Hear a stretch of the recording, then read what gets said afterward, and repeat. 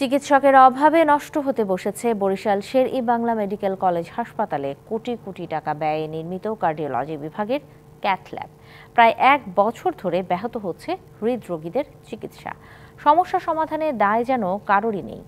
এর ফলে চিকিৎসার জন্য বাধ্য হয়ে রাজধানীতে ছুটতে হচ্ছে রোগী ও স্বজনদের। এতে খরচের ভারে অসহায় তারা। বরিশালের শের-ই-বাংলা মেডিকেল কলেজ হাসপাতালের সিসিইউয়ে ১৬টি শয্যা থাকলেও রোগী ভর্তি থাকে অর্ধশতাধিক। বরিশাল বিভাগের ৬টি জেলাসহ পদ্মার ওপারের কোটি মানুষের ভরসাস্থল সরকারি এই হাসপাতালটি।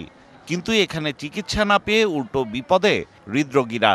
আমার রোগী গতকালকে রাতে হার্ট অ্যাটাক করছে, এখানে এনজিওগ্রাম করা যাচ্ছে না, এনজিওগ্রাম করার জন্য ঢাকায় যেতে হবে। মেডিকেল কলেজের একমাত্র ক্যাথ ল্যাবটি সচল ছিল সহকারী অধ্যাপক ডাক্তার এম সালেউদ্দিনের চেষ্টায়।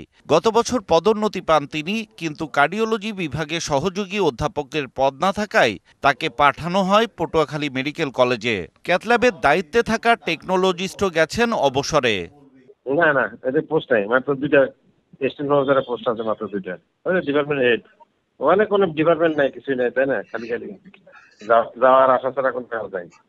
আমিও পিএরএলে চলে গেছি, কিন্তু তবু কর্তৃপক্ষ মাননীয় পরিচালক স্যারকে বলছি, যখনই আমাকে কর্তৃপক্ষ ডাকবে আমি সুস্থ থাকলে ইনশাল্লাহ আসবো, জনসভার সাথে সম্পৃক্ত থাকবো। পটুয়াখালী মেডিকেলের কার্ডিওলজি ইউনিট সচল না থাকায় সেই চিকিৎসকের দক্ষতা যেমন কাজে লাগছে না, তেমনি বরিশাল মেডিকেলের ক্যাথ ল্যাবটি পড়ে থাকায় নষ্ট হওয়ার পথে। এখন আমাদের ক্যাথ ল্যাবে আসলে কাজ চলে না, তো যদি আমাদের এই সেবাটা দিতে হয়, আমাদের এনজিওগ্রাম এবং এনজিওপ্লাস্টি করতে পারেন, সেজন্য একজন ডক্টর অবশ্যই জরুরি ভিত্তিতে প্রয়োজন। ফলে সেবা বঞ্চিত হয়ে হার্ট অ্যাটাকের রোগীদের ছুটতে হচ্ছে রাজধানীতে।